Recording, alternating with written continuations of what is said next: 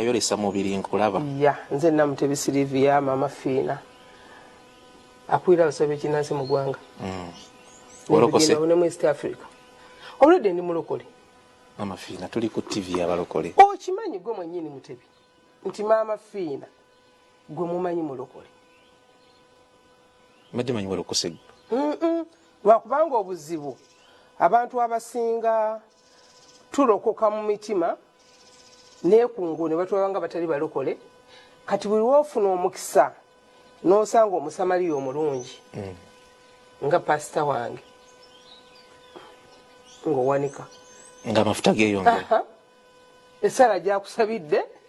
ng'ogenda naye mu maaso abantu abamanyi kulembeka fe tumanyi okulembeka ssebo wabadde mu mwoyo ne wa Katonda balembekayo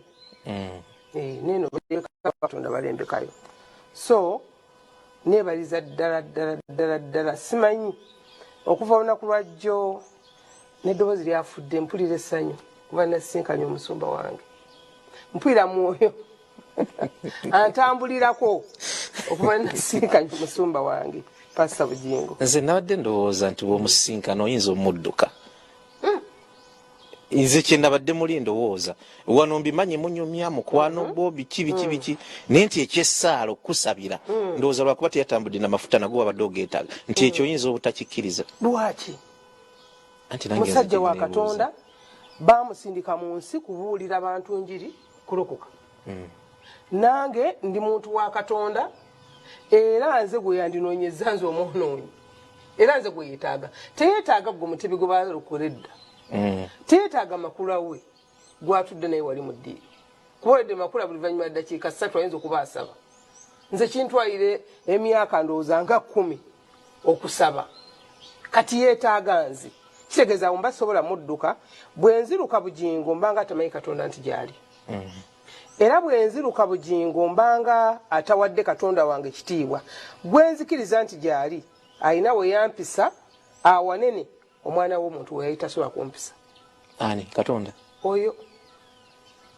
oyo byonna bye mulaba nti Maama Fina abirina Maama Fina w'amaanyi Maama Fina ye yakulira abasamize mu Uganda